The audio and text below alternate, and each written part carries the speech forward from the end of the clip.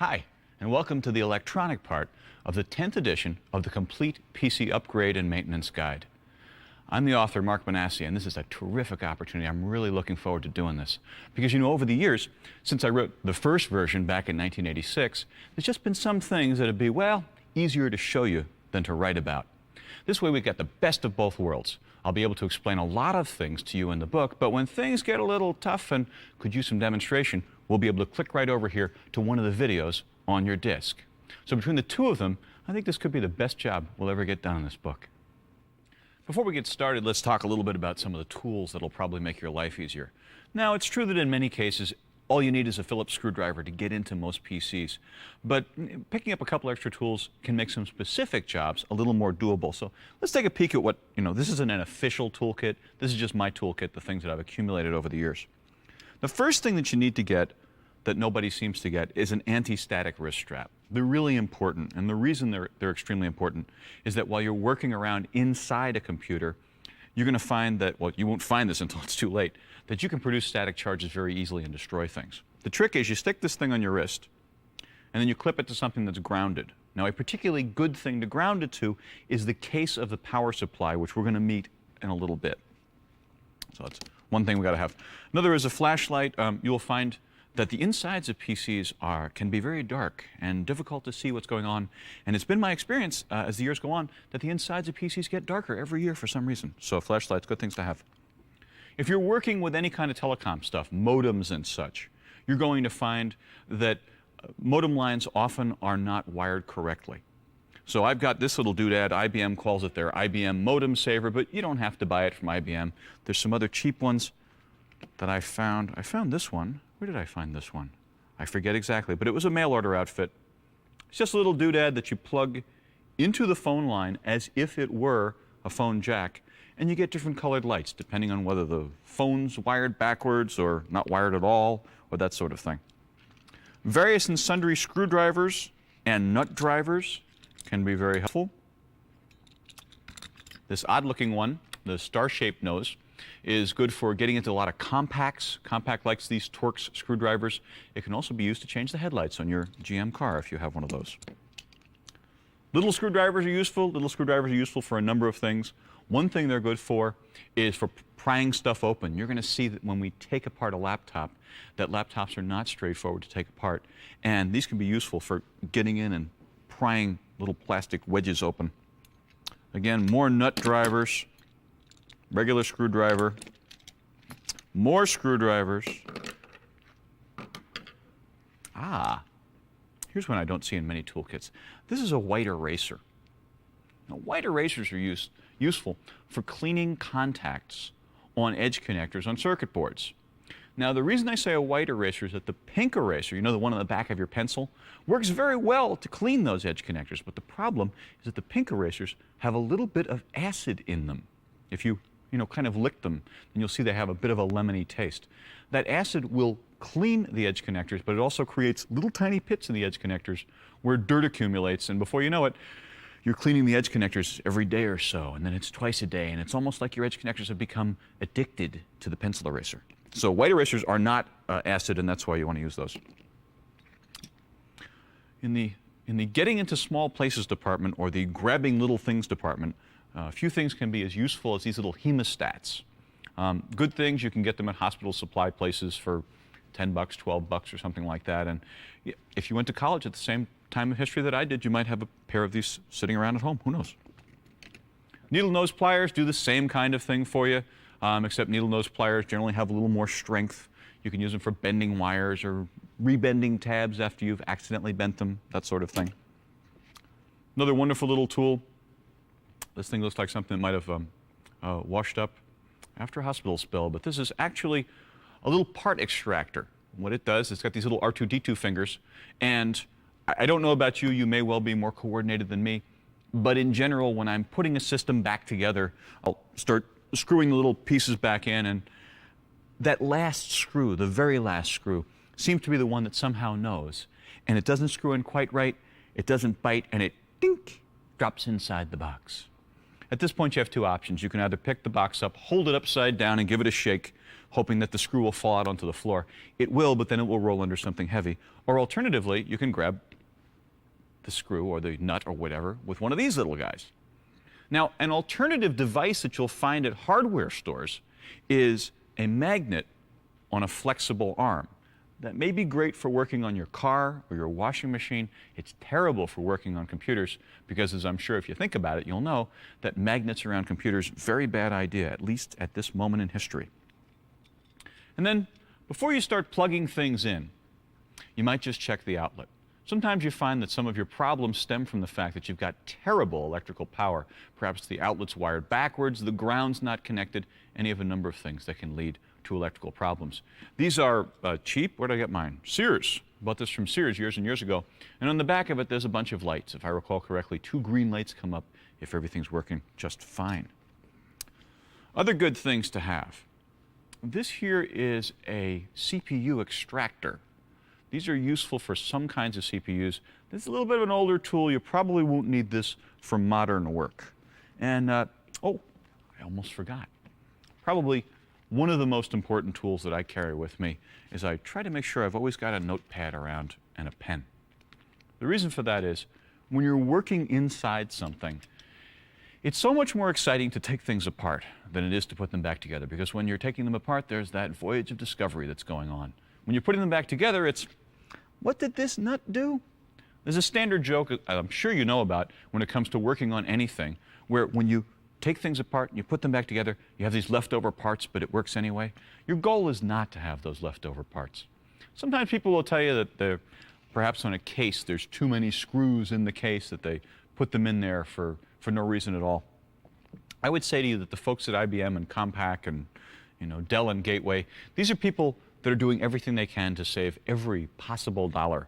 And if by putting 3 screws instead of 4 screws in a case, they save $10 million a year, trust me, they would do that. There aren't any extraneous parts in the computer. Notepad makes it easy for you to remember where everything came from and where it goes back to. So whether you start out with just a simple couple of screwdrivers or whether you go out and buy all this junk, doesn't matter. Make sure you have the right tools for the job you're trying to do. Okay, time for the fun stuff. Let's take this thing apart. What we have got here is a generic clone that I promise I have never seen before this morning.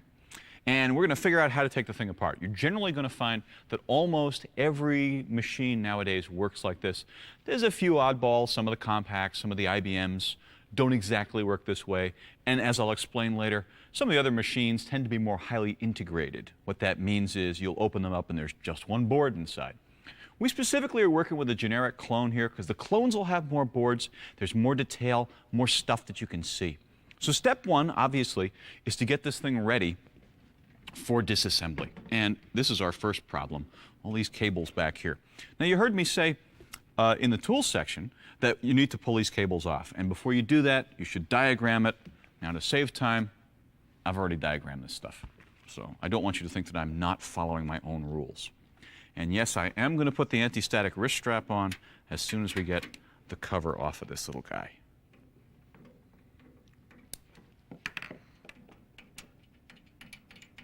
And what I'm pulling off here are the mouse, the keyboard, the VGA, and the power cables. So those are gone. Goodbye. We don't want to see you again. The next question is, where did they put the screws on this thing? Well, that's the fun part about taking a machine apart. Normally, if you look around back, there'll be some screws around the side. And there are different kinds of cases out there. You see desktop cases. You see tower cases. There are mini towers. There's micro towers. There's now MIDI towers. In general, you're going to see probably 2, maybe 4 screws along the back. Sometimes you'll see 1, 2, 3. Notice no screws here. Or, well, actually, notice there are some screws here. But they're not the screws you're going to worry about. If you were to try to pull it off by pulling these screws out, all you'd be doing would be making the power supply fall out. Whenever you're looking at the power, and again, you ought to be able to locate this as the power, the screws around it are the things that hold the power supply in place. So we've got to look somewhere else. And it turns out that underneath the front of this thing, there's a bezel, this little plastic plate, which is going to come off. in some way. There we are. It'll come off. We'll put that aside. Again, I have diagrammed that, I promise. And we'll now find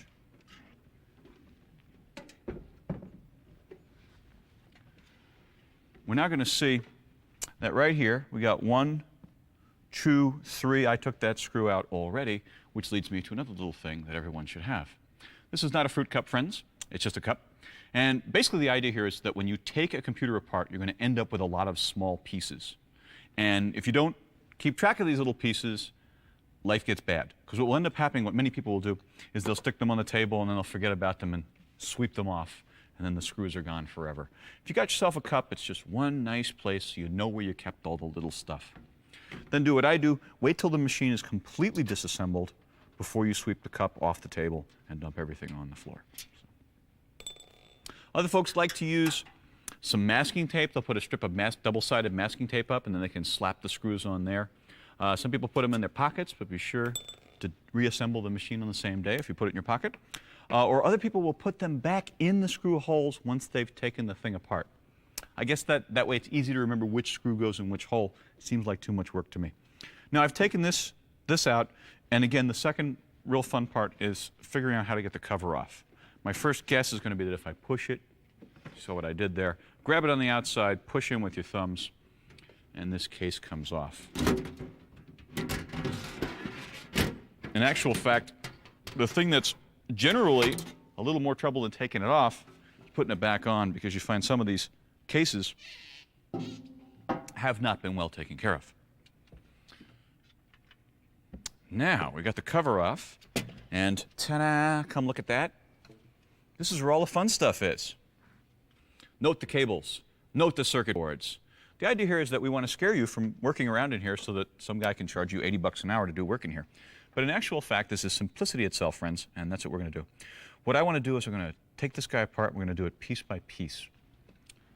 Again, diagramming all the way. I have diagrammed this stuff. I have already done this. Since I'm going to be working inside the machine, it's time for me to get my anti-static wrist strap on. And this is going to drain off static charges that I'll be building up. What do I clip it to? I'm going to clip it to the case of my power supply. Now, of course, this only works because I forgot to do something. This only works if I leave the power supply plugged in. It's important to leave the power supply plugged in because if you don't leave it plugged in, you're not grounded. So now I'm grounded. I'm a grounded, earthy kind of guy, and I'm ready for anything. In here, we've got several expansion cards. I see 3 expansion cards, and at this moment, I can't tell you what they are. I don't know what they are. We'll find out what they are when we take them out. Notice, though, the way expansion cards work. Expansion cards stand up off of the motherboard, and there's a screw that holds them in place here. Usually just one screw. It's a Phillips screw. And again, a word of warning here. If you can find a nut driver that fits on the top of these little screws, get it instead of using these Phillips screwdrivers. Why? For some reason, the vendors of these things buy the screws that have the absolute softest aluminum you could possibly imagine. And so it's possible that you could be trying to take these things off and you strip the Phillips heads altogether. With a hexagonal nut driver, it's a little harder to do that. You notice also that the folks that we rented this from did a bad thing. They left one of their little holes empty here. This is a really bad idea because this means that your computer can just squeal out electromagnetic noise. My guess would be that whoever owned this computer, assuming someone's owned it and it's not just merely been rented during its lifetime, whoever owned this computer probably found that their television reception got a little bit strange when they turned the computer on because you have this wide open hole out the back for the EMF, or electromagnetic noise, to come out. So here's a board. Actually, I pulled that board out way quickly. Let me do that again in slow motion, friends. Taking the board, grab the front and the back. I give it a rock like this, and it should come right out. The part of the diagramming process, which again I've told you I've already done, is to keep track of knowing, well, which board went into which slot. Put that board aside. That happens to be a modem board, by the way. We're going to see that a little later. Popped another screw out here, and I'm pulling this card out. And this card is I believe it's a video board. Yes, it is a video board. But we're going to again meet that a little bit later when we talk about video and HEP. And then finally, I've got a card over here, off in the corner.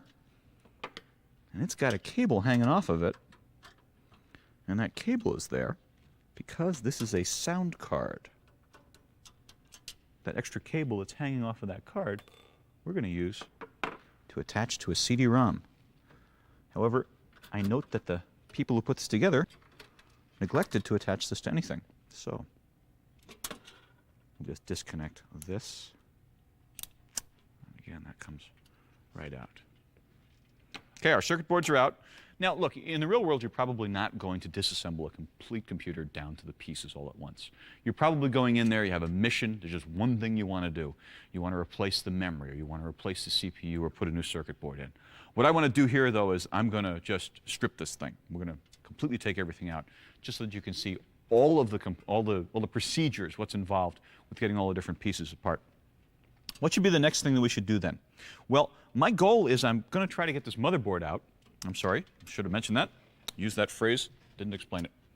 Motherboard is this big goldish board, I guess, gold and green board, that's down sitting in the bottom of the box. It's called the motherboard for reasons that I don't recall. It's shrouded in the mists of antiquity. But back in the old days, the big board was called the motherboard, and these little guys were called daughter cards.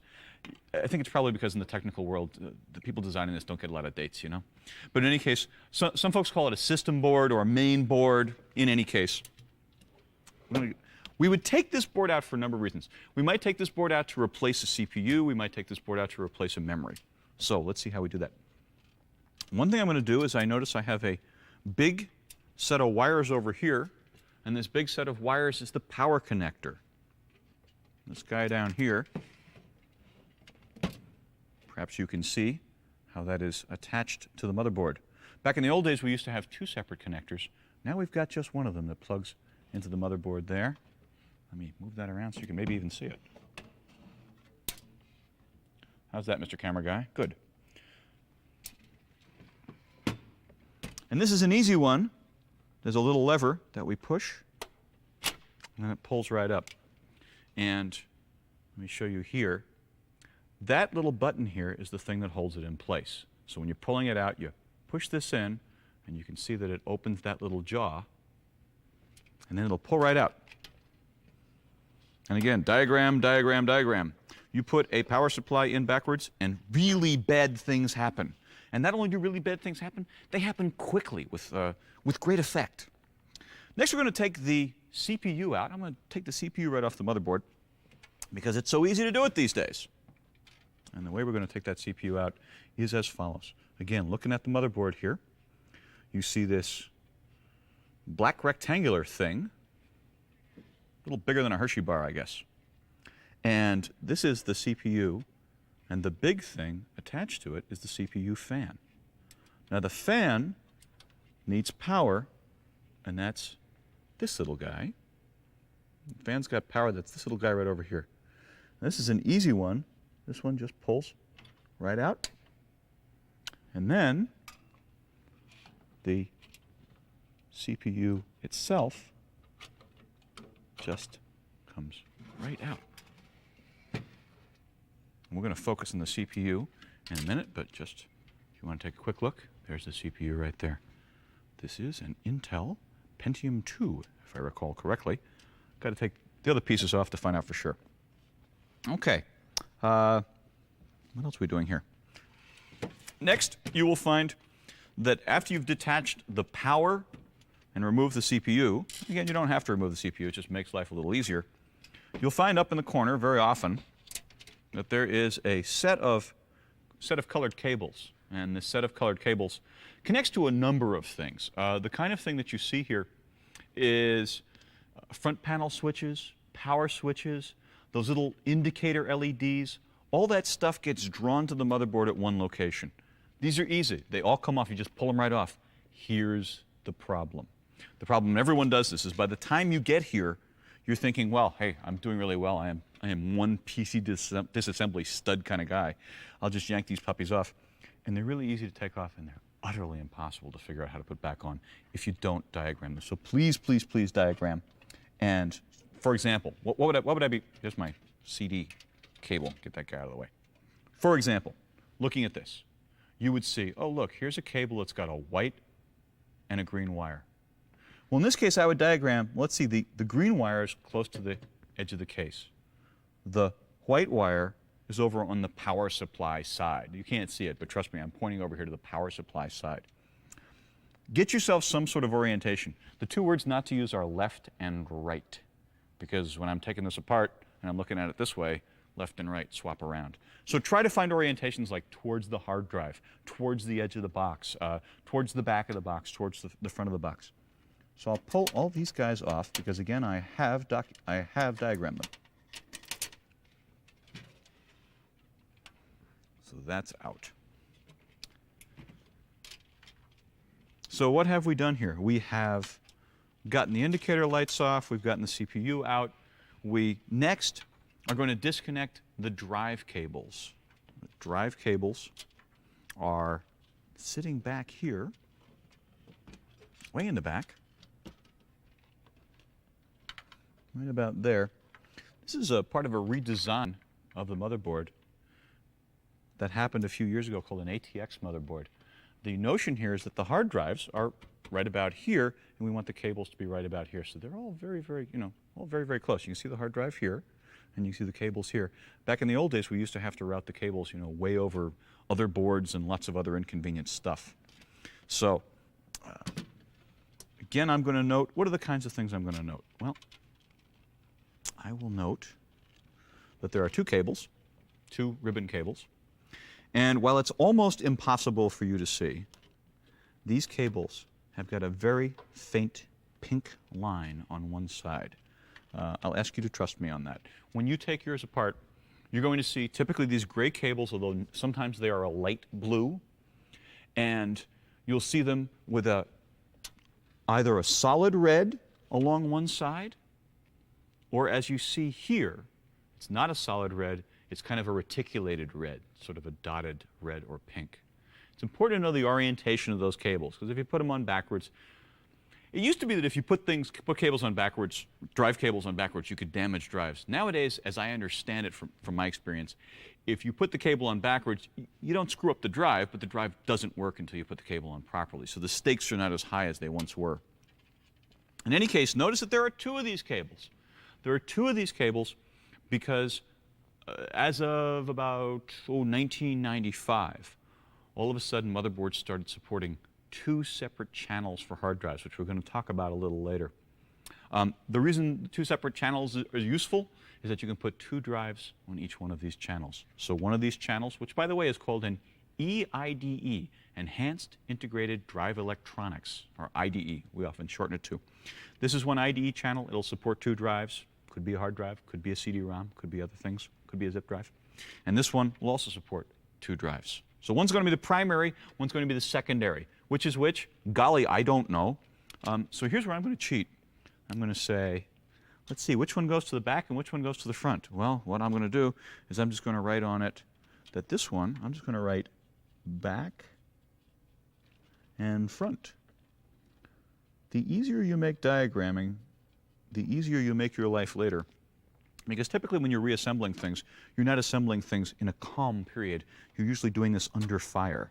And so any help that you can give yourself, trust me, you will greatly benefit from later. Okay, so now that's out. What do we have left?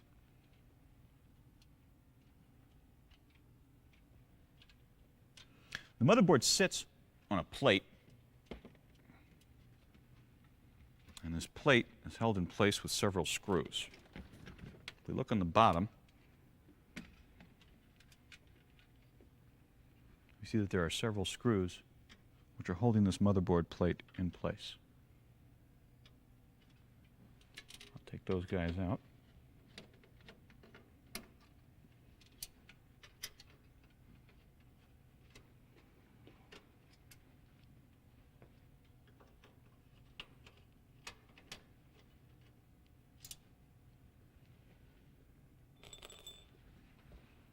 So this is where you can start to see why some people put the screws back in as soon as they take them out, because while it's nice to have all the screws collected together in one cup, when you're putting things back together, you sometimes say, well, which screw hole did this go back into?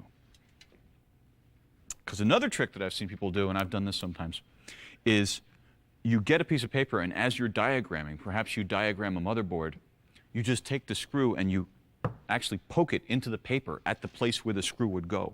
Again, holds the screws in place for you, while at the same time helping you to diagram. So it works out quite nicely. Now, what I'm going to do is, again, every case is different, so I may goof this up the first time. But typically you can slide these guys over just a little bit. There you go, just like that.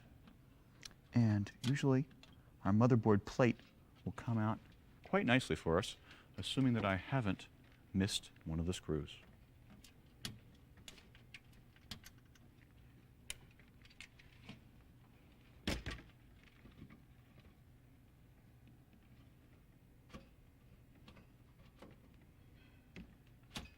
Here's where I know that I'm missing something.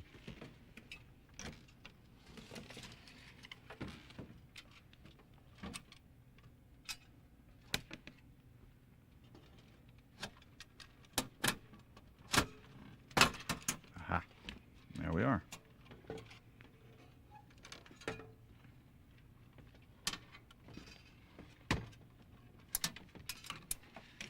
Now, you may not ever have to do this. You may choose not to do this because you can work on the motherboard right inside the box. I like having the motherboard plate out, though, and the reason that I like having it out is because it just becomes easier to work on things. However, in this case, it appears that I've stumbled across a problem. There's a cable that I missed. That's going to happen all the time. Let me swing this around so I can show you that cable.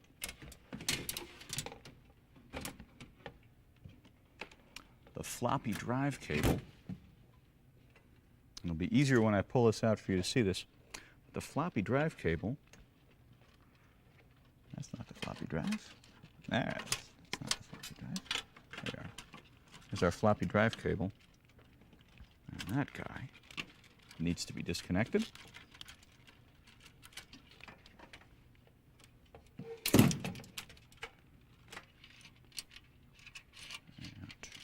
Interesting.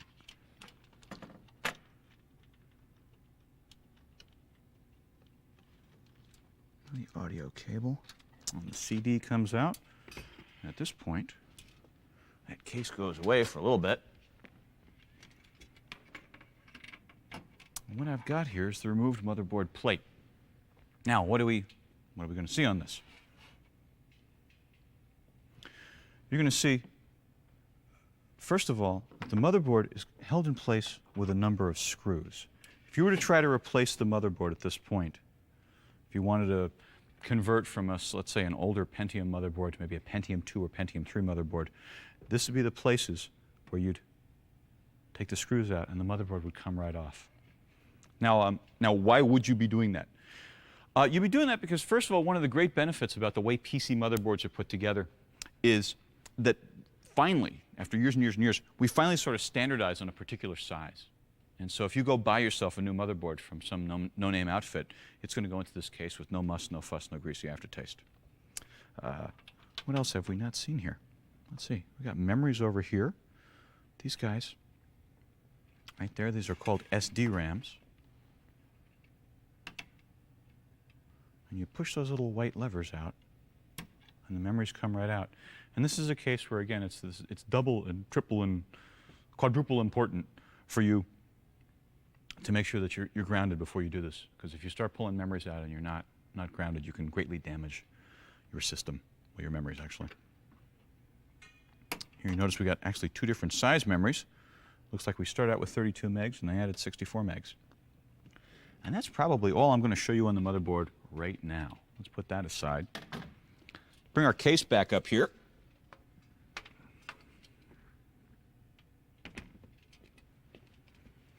And what's left? What's left is I've got to remove some drives and a power supply, as a matter of fact. The drives, you can see the drives here. There's my floppy drive. This is a hard drive, and there's the CD-ROM. Typically, these things there's a lot of different ways that people hold these things in place. On some systems, this piece of metal that's in here is a drive cradle, and it's bolted in place on a couple of points. I don't think this one's doing that. No, this one is not doing that. But you will see on some of the bigger name systems, the Dells, the Gateways, the Compacts, the IBMs, you'll see that they have this. You'll go to take the drives out and you say, how do I get to all that stuff? It's really impossible to take this apart.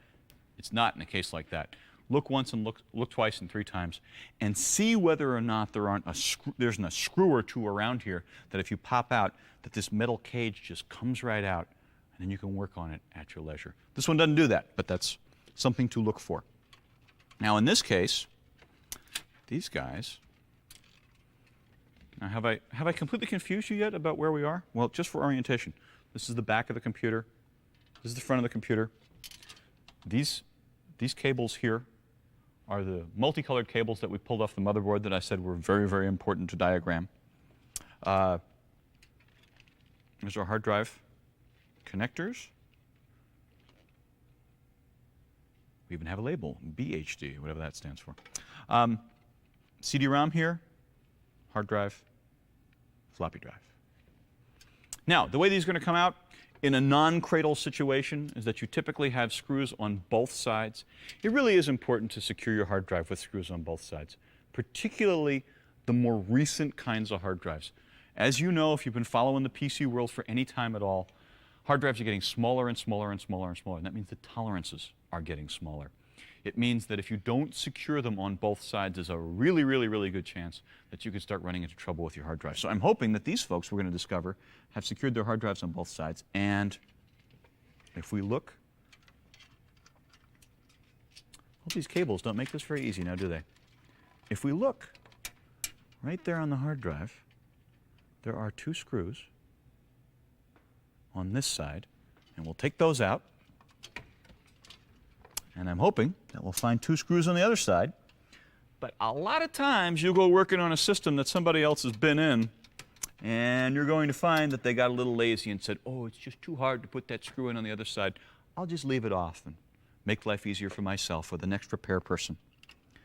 Admittedly, it is a pain in the neck to get that other set of screws in, because the only way to get to those screws, that's the reason I took the motherboard plate out, by the way. The only easy way to get to those screws is to take the motherboard plate out. So we're going to swing it around here. Now we're looking at it from the other side, and oh look, the folks who put this clone together did a good job. We've got, did a really scary job actually. In that, what have they done to me? Well, they've got a screw in there.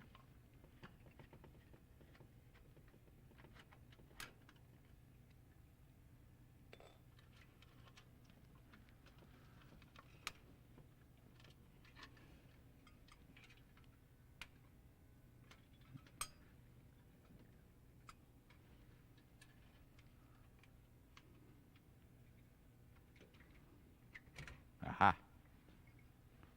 And now it turns out there is a little cradle here. Ho ho. Pushed in a couple of small levers.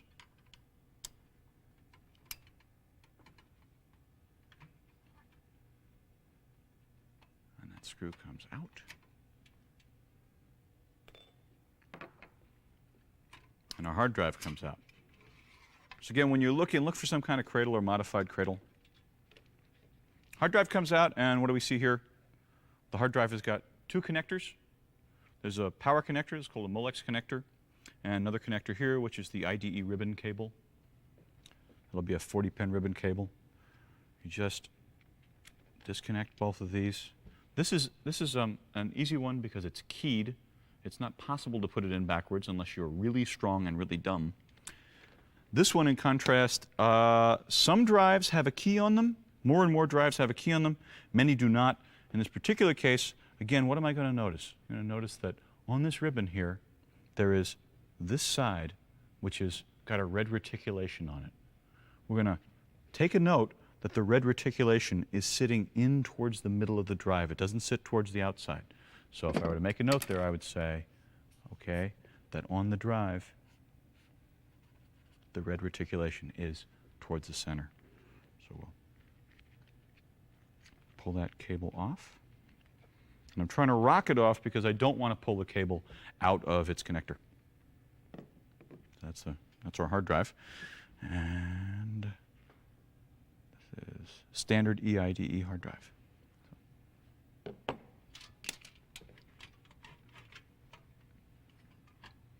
For our floppy, the floppy's pretty much held in place the same way. I'm going to pull these screws out, and as I'm turning this, I'm noticing that the heads are just a little bit soft again, which is why it's a good idea to have several size Phillips screwdrivers. If you've got all the different sizes of Phillips screwdrivers, you're going to have something that's going to fit more snugly into a slightly soft Phillips head screw.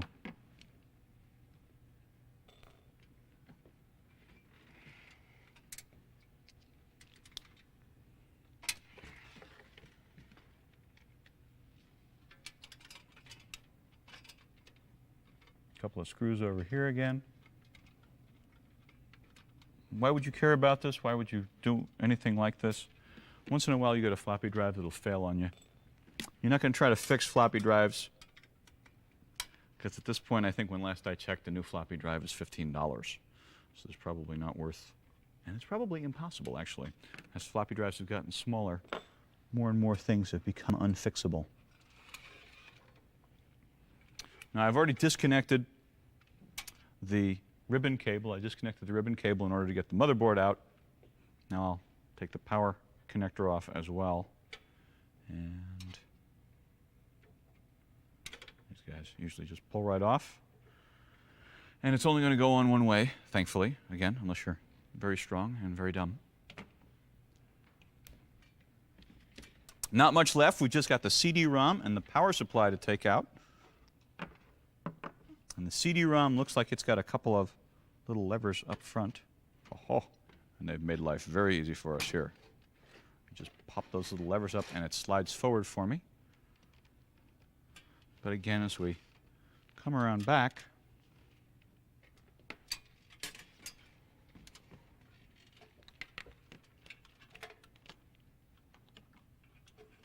you see there's a power connector, and once again, goodness, there's a lot of cables here. Okay. There's a power connector, and you're going to see the same kind of power connector here that we saw on the floppy drive. Pull the Molex connector, and we just pull that guy right off. Once again, there's also a ribbon cable. There's just no easy way to show it to you, sorry. There's a ribbon cable here in the back.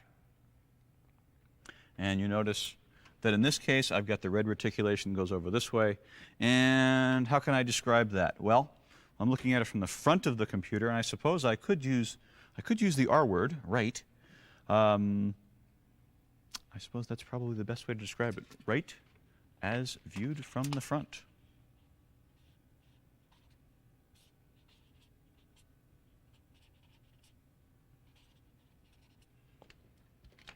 Now, as you're going to see later, there's other ways to find out where that line's supposed to go. That's called the pin 1 line. There are other ways to figure it out, but it just never hurts to back things up and help yourself out a little bit. Now, there should be another connector. Normally there'll be another connector, which is the audio connector. I'll show you a little later how to hook that up, but it goes in there.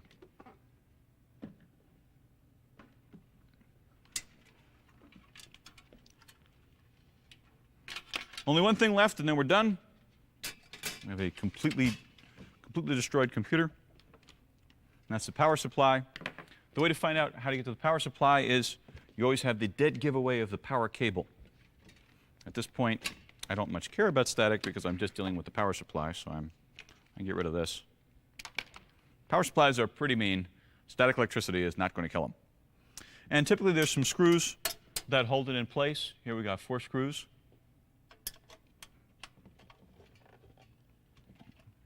Take those guys out.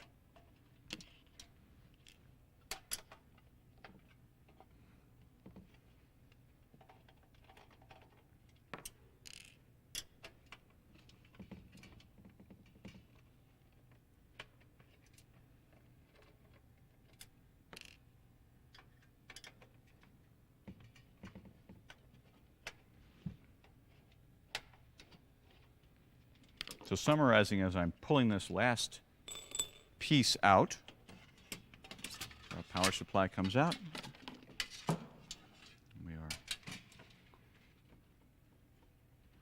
This last little bit goes to the fan, which I could disconnect if I felt like it. But basically, I believe that we now have victory. Summarizing, when you're taking the thing apart, first of all, do the basic precaution stuff that I talked about. Second of all, be aware that I would love to say to you, here's a blueprint for taking every machine apart. But you're going to find they're all different. When we got a hold of this machine, it had screws in the front. Normally, I'm used to seeing screws in the back. Other things that can vary. Do they have a drive cradle? Do they not have a drive cradle? Do they have some sort of partial drive cradle, like the one that this one's got? How does the motherboard go in? Most systems have a motherboard plate. However, you saw me remove, I think it was 4 screws to take that motherboard plate out. On a lot of systems, that's not the case at all. I have a compact Presario, a home compact machine. Pretty much all you got to do with that is just sort of push it over, and it slides out like a drawer out of a desk. Some of the gateways that I've seen work that way as well. So your stumbling blocks are taking out circuit boards are going to be relatively easy. Taking out drives can give you some trouble because of hidden screws. Look for the drive cradles. Power supplies usually pretty straightforward. Motherboards come out in a number of different ways, but the number one thing that you will do wrong about motherboards is you will forget to diagram all those little tiny colored cables. So that's it. We've got in pieces, and in the next section, let's talk about how to put it all back together, but one piece at a time. The heart of your computer is the CPU, and you've got some CPU choices to make. Nowadays, if you buy a computer, probably the minimum power you'd buy, just possibly, might be a Pentium MMX. That's about the oldest thing you could possibly imagine.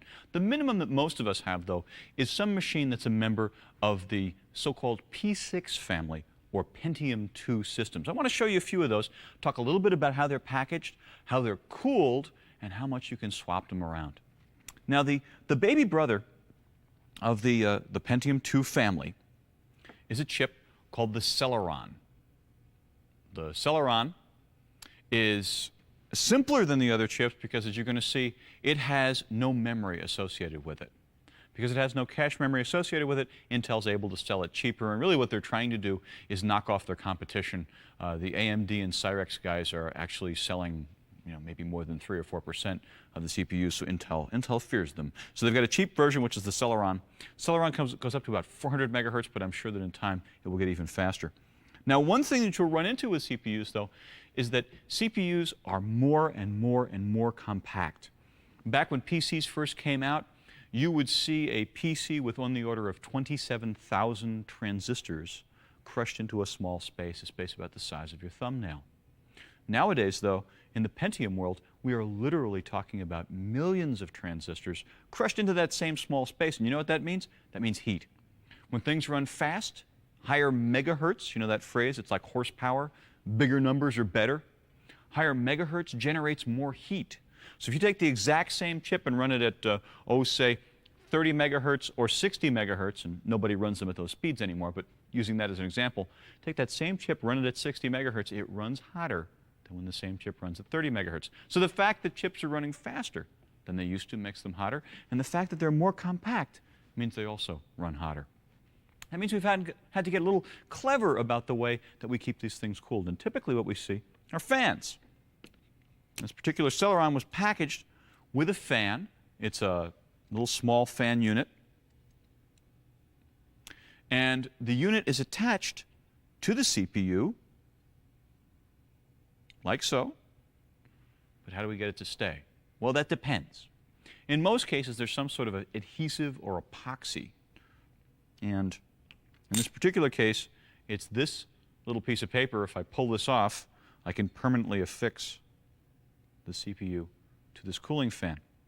You'll notice also that the cooling fan has this small connector, this kind of small connector with the holes in it.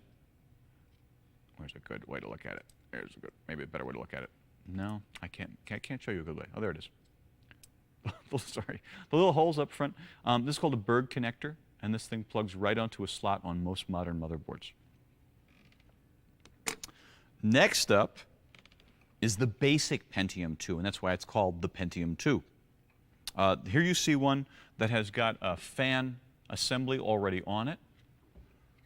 It's just attached with a little bit of goo, and so I can take that fan assembly right off. And if we look inside it, peer down right inside that fan assembly, you may be able to see those fins? Those fins are metal vanes that carry the heat off of the CPU. See, the whole idea is the more surface area you have, the more heat you can conduct away. And so these cooling fans help to, these cooling vanes help the fan to pull the heat off of the Pentium. Now, why is this Pentium 2 in so much greater need of cooling than the Celeron is? Well, the Pentium 2 is a Celeron with some memory added. And once again, memory is one of those things that will just, even though it's small physically, generates a tremendous amount of heat. Notice also the way it's packaged.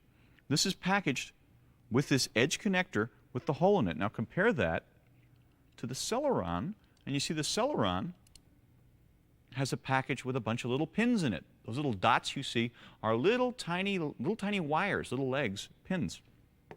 This is an older way of packaging chips. The reason we package these guys this way is, I guess, to make the whole cooling package easier, first of all, to insert and to replace. Because the Pentium 2 is slowly being replaced by its somewhat faster cousin, the Pentium 3. And the problem with all the CPU stuff is that everything, there we are. All this CPU stuff is black on black, so it's hard to show it to you. But in any case, once again, what you're looking at is the black package that covers the CPU. What's the Pentium 3 got that the Pentium 2 doesn't have? Well, a couple things. First of all, the Pentium 3 runs at slightly higher megahertz, although not significantly so. But the second thing is that the Pentium 3 has a number of new CPU instructions built into it, which makes doing things like graphics and sound easier. That means, in theory, listen for the weasel words, in theory, if someone rewrites your favorite software to use the Pentium 3, then you'll get wonderful multimedia performance. But listen to the important part. You have to have software that's specifically designed to use the Pentium 3, otherwise you have wasted your money. Pentium 3 is a fairly expensive CPU at the moment because it is the fastest thing around. Now, there are other CPUs in the Pentium 2, Pentium 3 family I haven't talked with you about because I don't have examples here, but let me briefly tell you about them. The Xeon, Xeon, is a faster version of the Pentium 2. Its benefits are twofold. One, the memory that it has on board, you may recall that, once again, I'm sorry, if we turn around, let me show you the Pentium 3. Pentium 3's got some great examples here because not only are we seeing the CPU, we're also seeing the memory.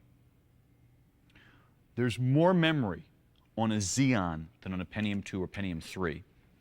And in addition, the Pentium 2 and the Pentium 3 speak to their memory more slowly than the Xeon speaks to its memory. So all added up, the Xeon gets considerably more expensive, and that's why if you're looking at Xeon systems versus Pentium 2 systems, Xeons are more expensive. One more point to be made.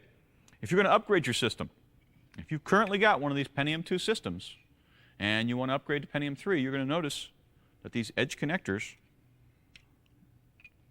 look awfully similar. Well, there's a reason why they look awfully similar. They are the same. It's the same kind of connector. If you have many of the modern motherboards, and by the way, if you're going to buy your own motherboard, the thing you want to look for is a motherboard that is built around the Intel 440BX chipset. That chipset lets you do a whole bunch of stuff, and one of the things it does is that many of these 440BX chipsets will allow you to just pull your Pentium 2 right out and pop in your Pentium 3. But again, you've got to ask yourself the question, do I want to do this?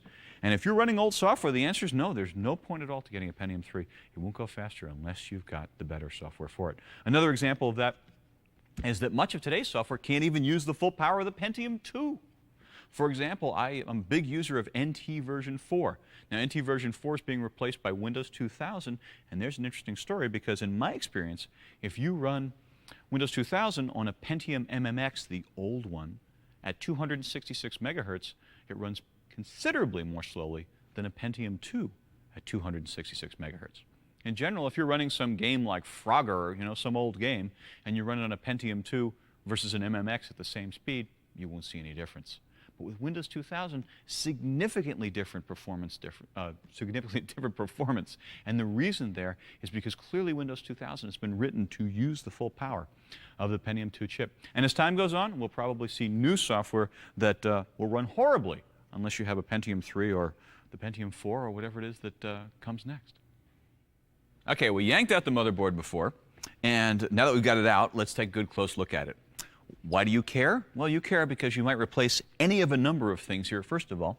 And second of all, sometimes you just got to find this stuff. So this is a pretty generic ATX motherboard. You're going to find that most clone motherboards are going to be laid out something like this.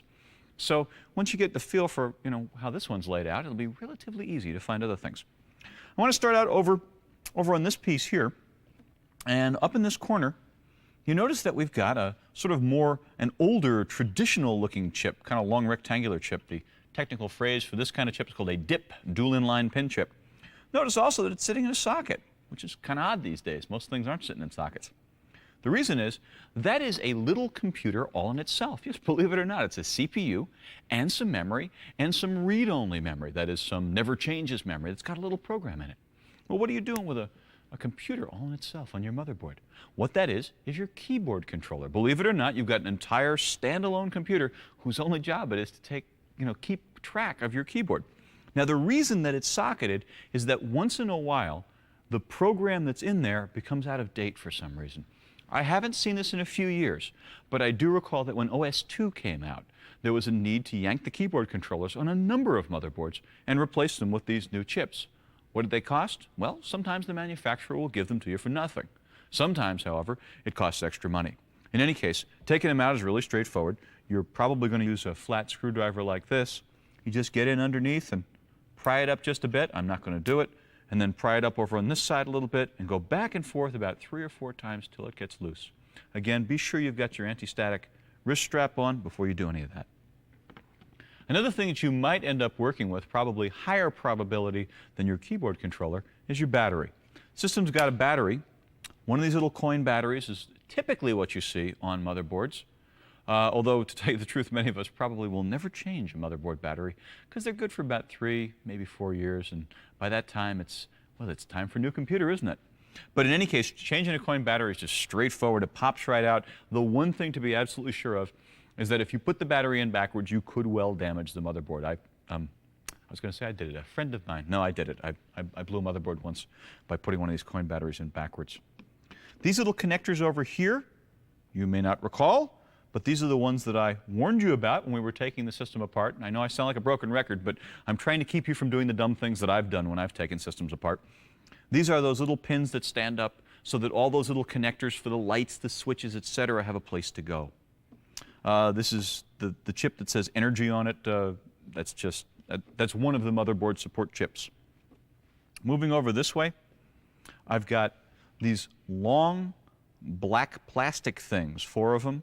These are called ISA, or Industry Standard Architecture slots. These are we're going to talk a little bit more about them later, but basically these are a place to put older kinds of boards. Newer sorts of boards go into one of these 3 white slots called PCI. Was it Peripheral Component Interconnect, not a particularly good acronym. In any case, PCI slots are used for the more modern stuff, and there's one slot that's all by itself here. You're only going to have one of them. It's this little brown one, and that's called an AGP, Advanced Graphics Processor slot. And that's where your video board is going to be for many systems. Again, we'll talk about AGP a little bit later, but that's kind of a start there. And then if we come around and take a different look at the motherboard here, I want to show you this side of the motherboard. And to that end, I've got a couple of connectors here I want to look at, and I've got these guys sticking up I want to look at. So those are the things I'll focus on over here. Now, what exactly are these guys? Well, these, if you look closely, you can't see it in the video, but trust me, there are 40 little pins sticking up inside a box here, and 40 little pins sticking up inside a box here as well. Those are the IDE, or more technically eIDE interface channels. There's going to be 2 of them on most modern motherboards, as I mentioned when we were taking the motherboard apart. One of them is going to be called the primary channel, one will be called the secondary channel, and off the top of my head, can I see which one is which?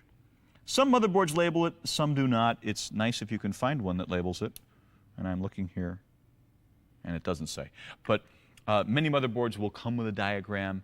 And, if worse comes to worse, if you're trying to figure out which is primary and which is secondary, if you only have one drive, plug it into one channel, turn it on. If the system sees a drive in the primary channel, bingo, you won. If not, switch the cable around. Now, these other little guys that are standing up here, These are your memories. And you're going to see a little later, we're going to talk about different kinds of memories, but this is the modern kind you're going to find on most systems, most clones. These are memory modules, and these memory modules are things, I used to say about the size of a stick of gum, but I guess they're the size of the jumbo gum at this point. In any case, these memory modules go in relatively easily and allow you to expand memory.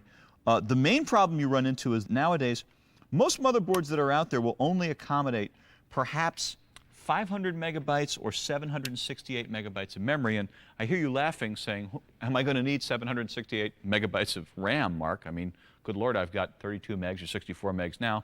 And the answer is, yes, you will. Here's the reason why. Have you noticed that Microsoft tends to write software that can exploit the maximum amount of hardware that's out there? Sometimes people say that Microsoft writes checks that Intel has to cache, or as some people would say, Intel giveth and Microsoft taketh away. In any case, you got to figure that if you want to buy a computer now and have that computer be viable, be useful for the next 3-4 years, I mean, do you really want to buy a new computer every year? I don't. I would make sure that it could easily expand to at least 512 megabytes of memory. So many of these guys will only go to 512. It would be nicer if they could take it further to 4 gigabytes of memory or something like that. The Xeon systems will do that. As I mentioned before, the Xeon's the more expensive version of the Pentium 2. It's just not a great answer there, unfortunately. I got no choice. That's that section. Let's come over here and take a peek over on this quadrant of this motherboard, rather. And there's some neat stuff to see here. First of all, there's sticking up is the big black plastic module, which I have referred to before. You've already met that. That's our CPU.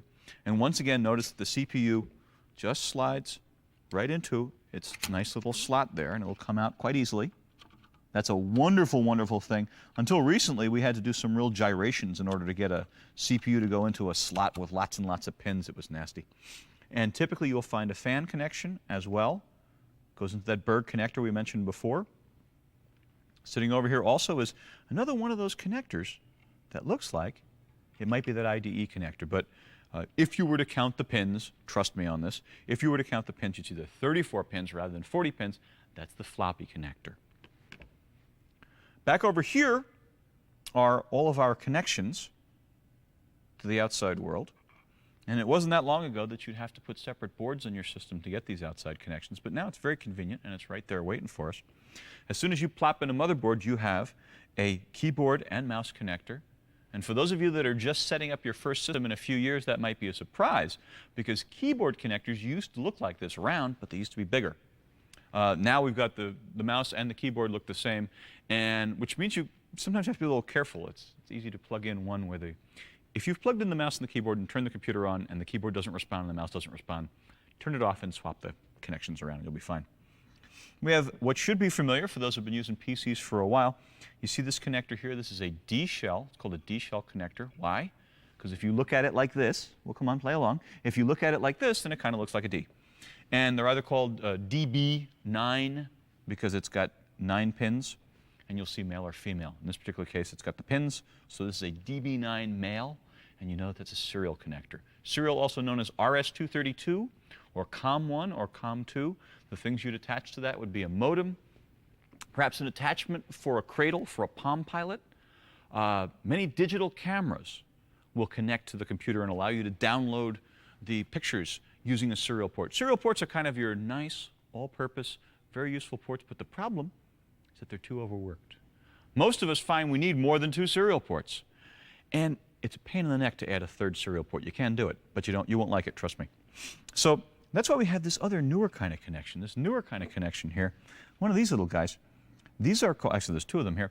These are called Universal Serial Bus or USB connectors. And the whole theory with USB, which you're going to meet a little later, is that USB is a thing like a serial port, very much like a serial port, except it can be daisy-chained or extended with hubs so that one USB connector can support up to 127 different devices, or 63 devices, depending on which chipset your motherboard was built around.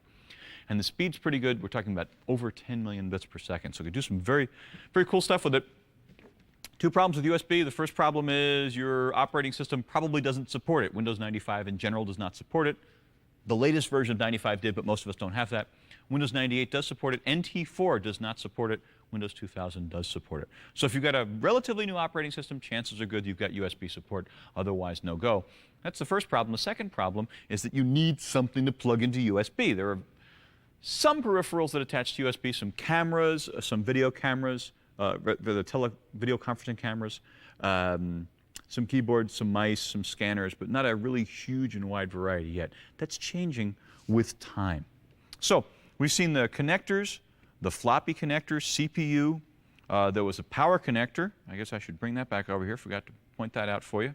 A power connector right there by the CPU. We saw the memory. We saw the IDE connectors, the battery, keyboard connector, slots, and that's about all there is to a motherboard. Well, besides the motherboard, which is the big board in the system, there's other expansion cards in the system. And you want to be able to identify them, and here's the reason why. You'll often be faced with a problem like you've got to replace a card, replace the modem card, replace the network card, something like that. And you can't replace it if you can't find it. So how do you go about opening a system up and identifying which card is which?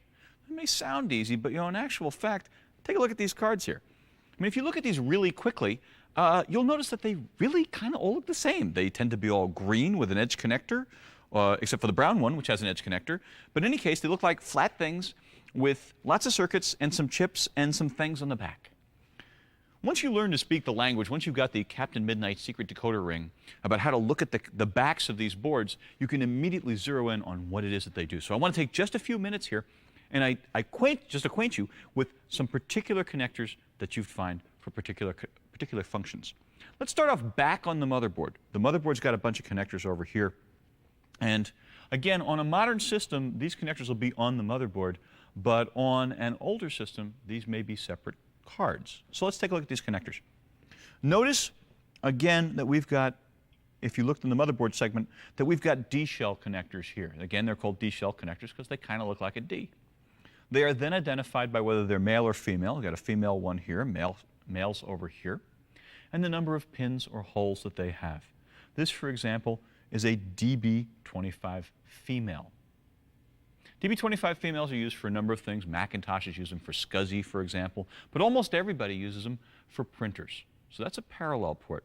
If you see a 25 female D-shell connector on an adapter, typically that adapter is providing you with a printer output. Although nowadays, I guess we don't call them a printer output. We used to. Now the official term is an IEEE 1284 connection. That's what we used to call a parallel port connection. The other connectors over here, when you see male D connectors in D9 or D25, that's typically serial. When you see these little round connectors, notice that they are circular and they've got some little dots in them. That's called a miniature DIN connector. DIN just means like Deutsche Industrie National or something. Basically, it means German Standard Connector. In any case, we use the DIN connections for stuff like mice and for keyboards. Now, as I mentioned in the motherboard section, on older systems, the keyboards used a DIN connector as well, but it was a bigger round DIN connector. Now we've got the same size for both of these. The only other connector that you're likely to see, and you're probably only going to see this on a motherboard, again, is the universal serial bus connector. So that's motherboard connectors or some older expansion card connectors. Let's pull a card off here and see if we can't figure out what it does. If I pull one card at random, and we see it looks pretty much like boards always look. I mean, what are you going to see on these things? You're typically going to see maybe a socket. Here we got a socket that's an empty socket. Got a big chip. What this is called is an ASIC, Application Specific Integrated Circuit. I'll jump ahead and I'll tell you that this is a network interface card. This is an Ethernet card, a 100 megabit Ethernet card.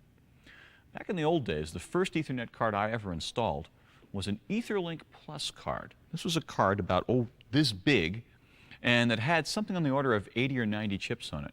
Nowadays, you see more and more that a vendor will say, well, look, here's an application people are doing all the time, Ethernet. Let's make their life easier. Let's boil it down to one chip. And you see that they pretty much boiled it down to two chips on the board. But how do I know it's an Ethernet card? Well, I'll cheat and I'll look at the connector. Now, if you look really quickly at that thing, you're going to say, that's not an Ethernet card, Mark. That's a modem. But actually, it's not. I know it looks a lot like an RJ13 connection like you'd find on a telephone. And here's your trivia for today. RJ stands for Registered Jack. The RJ13 or RJ11 connection that you use for your telephone is a little different from this one because this is an RJ45. How do you know it's 45? If you look real close, there's more wires there. It is wider. If you were to take a telephone cord and put it in here, it would rattle around, be too large. Also, you can't see this, but I can see bolted on the back or, stenciled on the back. It's kind of interesting. I don't know if you can see this, but they've actually got a logo that says no telephone here. That's sort of helpful. They must have a lot of really dumb customers. And there's another line that says TX data, ACT, 10 megabit, 100 megabit. This has got lights to indicate whether we're at 10 megabit or 100 megabit. So there's an example of one kind of add-on card. And again, I clued in by the connector as to what this thing did. Let's take another one. How about an easy one? Let's do a couple easy ones. Two boards that basically do the same thing but do it differently are these two cards. And what are we going to learn about these two cards? Well, for one thing, let me hold up one of them here. And this should start to look familiar because once again, what are we looking at? Well, we see some chips.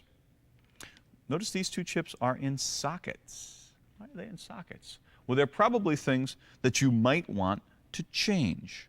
And as a matter of fact, this is a chip that I might want to change. That there is a memory chip on this system. There are a couple of kinds of memory chips that you'll find. One is the sort of memory that can hold data and provide data. That is, you can write data to it and read data from it. And then there's also the kinds of chips which will only provide data with some pre-programmed amount of information. This is a video board. It's a video board, and video boards have both of those kinds of memories. They've got both ROMs, read-only memories, and RAMs, which are read-write memories. The ROMs, the read-only memories, contain some instructions to tell the computer how to use this board. And those instructions are sometimes called the video BIOS, which stands for Basic Input-Output System. It doesn't mean much in English, but basically it's a leftover from 1981 when these things first came out.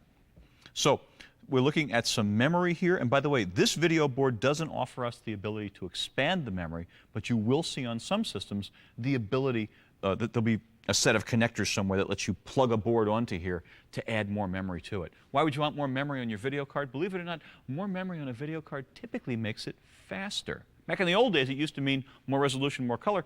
Nowadays, more memory means faster. So if you've got a 3D video card and you really want to see those aliens blast across your screen, then go from a 4 megabyte card to a 16 megabyte card or something like that. Now that memory is thankfully cheap, it's easy to do that. Okay, what else are we looking at? The other things that we're looking at are typically there will be one chip which does most of the work. That's this chip over here. Video cards typically have an edge connector on them, on the edge there, on the edge of the card. The idea is you can put a ribbon cable on there. That is called the feature connector. Now, why would you use that? There are some boards out there that allow you to look at television on your VGA board. So you're running Windows and you can have a little window open on your desktop where you're watching CNN or Bugs Bunny or whatever it is that you like to watch. And many times it's implemented as two separate boards. You have a regular old video card, and then you get a TV tuner card, and you attach the TV tuner card to the video card through this feature connector that I referred to before. But the real dead giveaway, the absolute dead giveaway that tells us that we know for sure that this is a video board is the connector on the back. The connector on the back, notice it once again looks like a D-shell connector. It looks like a D-shell connector just like the serial and the parallel connector. However, notice that it has not just 2 rows, but it's got 3 rows of pins. There are 15 pins there, 5, 5, and 5 staggered. That's how you know it's a video connector. That has been true since 1987. So my guess would be that if you got a computer nowadays and you see a 3-row D-shell that's got 15 holes in it, you can pretty much guarantee it's video. Here's another video card. Let's see what we can learn about this particular video card. This video card has, again, that chip in the socket. Notice it says BioStar on it. Well, there's probably a copyright if we look closely enough, because that is the chip that contains the software that drives this particular board. Over here, whenever you see nice rows of chips, nice regular rows of chips, that's typically memory. And if you guessed that, you guessed right. This is the basic memory on this video card. I think this has, if I remember correctly, 2 megs, but I could well be wrong on that. You notice that it's got a couple of edge connectors as well. And the reason it has a couple of edge connectors is that this board is giving us the capability to add a memory daughter card. A memory daughter card would clip right onto that little set of edge connectors over there, And this edge connector over here was once again called the feature connector. If you bought one of those TV tuner boards, that's how you'd get it to work in combination with your system. Some other things that are worth looking at is, again, the thing that tells us for absolute sure that we know that this is a video board. Again, look on the edge connector, and what are we looking at? We're looking at D-shell, 3 rows, 5 pins apiece. Okay, and by the way, those two video boards are different for a reason we'll talk about a little later. One is a PCI board, one is an AGP board. PCI boards are cheaper, AGP boards are fast, although AGP boards have become very cheap recently. Now, what else have we got? Here's a board that looks awfully busy, doesn't it? Well, this little doodad transformer thing is something of a giveaway. That typically means you're looking at a modem. That's about the only thing that's going to need a transformer like that. This thing over here is a buzzer. It's sort of like a cheap speaker. And the idea is it produces just enough tone so that you can hear the dial tone while the modem's trying to dial. But of course, what's the dead giveaway? What's the thing that tells us that we can be absolutely sure that this is a modem? Well, you look at these two connectors here. And of course, the fun part about this is that this is little black plastic on black plastic. But in any case, you see two connectors here. These are two of the RJ11, RJ13 connectors. One goes into the wall. You may see that one says wall, one says phone. So there's our modem connectors, our modem, internal modem. You know, let me just rant for a moment here. I don't like internal modems. My recommendation would be to avoid internal modems for several reasons. One is these things can run hot. You see that transformer? It draws juice. I've actually found where an internal modem can raise the temperature of a computer by a few degrees, and that's a bad thing. The other thing that troubles me about internal modems is you need special drivers for them. Yet another problem is that they take up a slot. I much prefer external modems. They're easy to swap. I mean, what happens? Remember when we went from 14.4 modems to 28.8 to 33.3 to 56K modems, V90, that sort of thing? If you want to upgrade your internal modem, you've got to open the computer up, yank a board, put a new one in. Sure, I'm showing you how to do that here, but do you want to do it if you don't have to? Absolutely not. So strong recommendations whenever possible. I'd get external modems. Additionally, the nice thing about external modems is they don't require any strange drivers.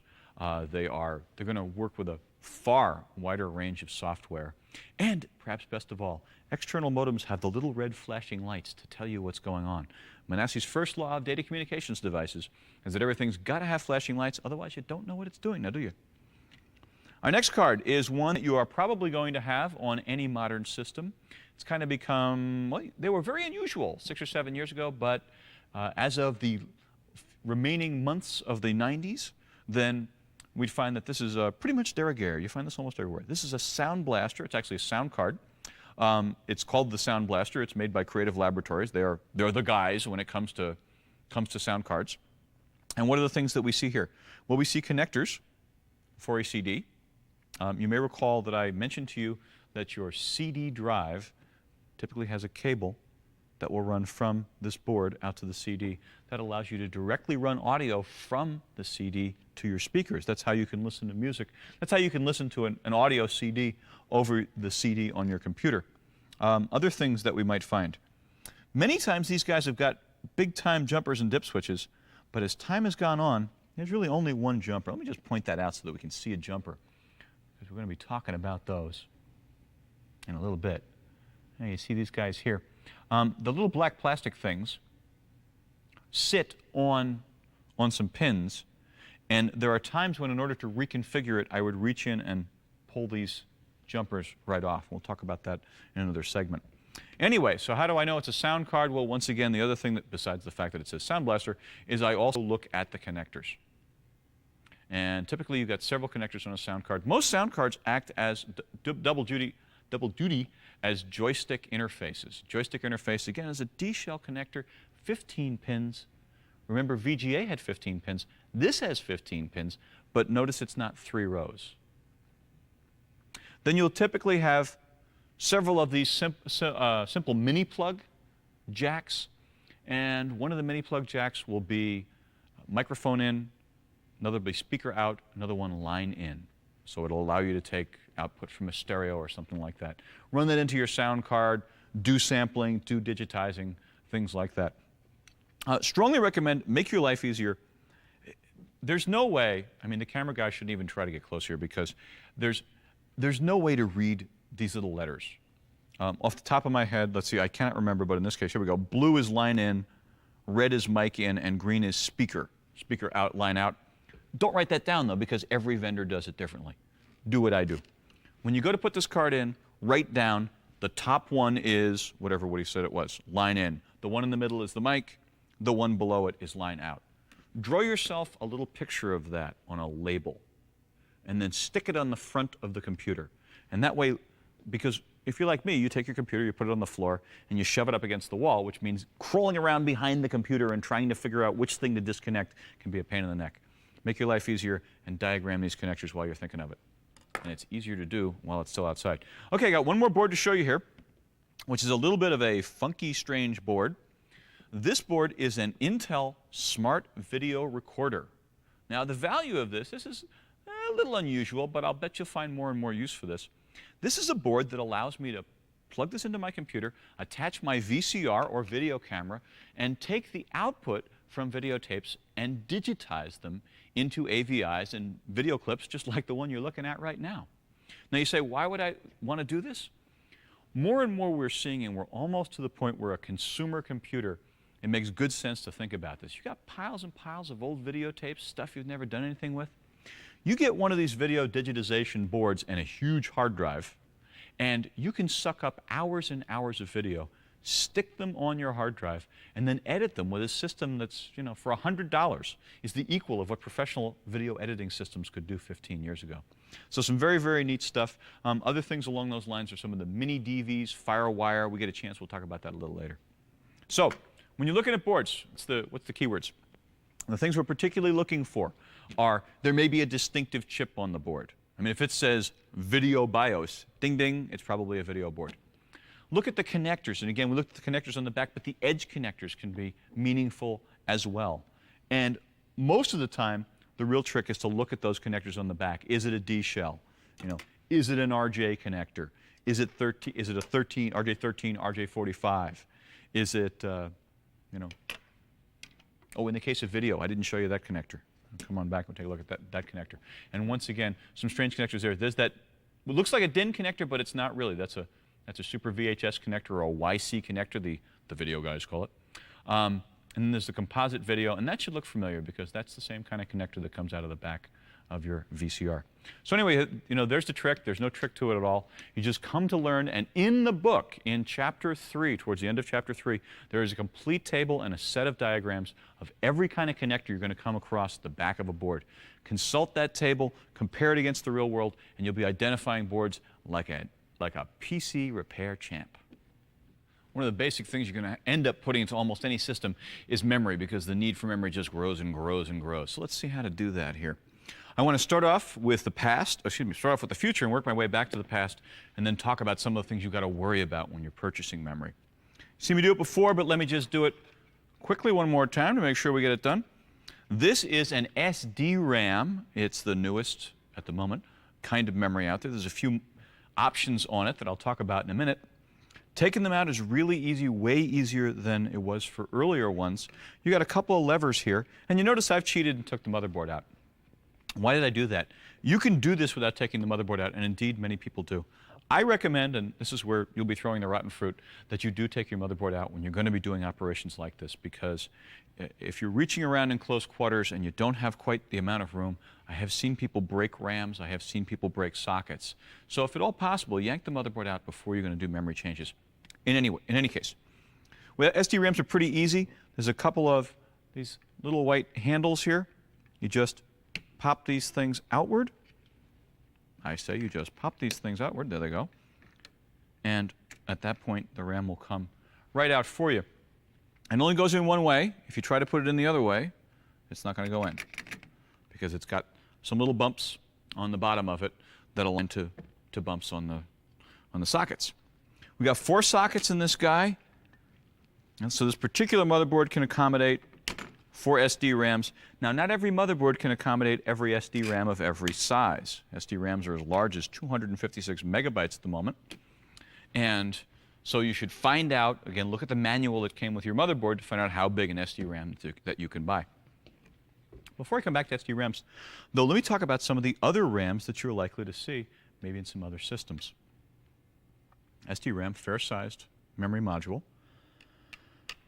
But the original memory module, actually the really original memory module, was back in the old days we would have to plug in lots and lots and lots of little chips onto sockets on a motherboard or an expansion board. In general, the minimum amount of memory chips you would add would be a group of 8 or 9 chips. That was a pain in the neck because by the time the 386 came around, you had to add 36 chips at a time. You couldn't add 18 or 9, had to add 36 at a time. So to make life a little easier, the vendors started taking what is basically the equivalent of 9 memory chips, sometimes called DRAM chips, and putting them onto their own little circuit board. And their own little circuit board here, this guy is called a SIM, or Single Inline Memory Module. It's just another one of those acronyms. Doesn't mean a tremendous amount. I do not have a SIM socket here, but to give you an idea of how you installed it, you would pop it in. You'd pop it in at an angle, and then you would rotate it till it would click into place on a socket on the motherboard. The problem was that the little plastic things that held it in place were not very strong.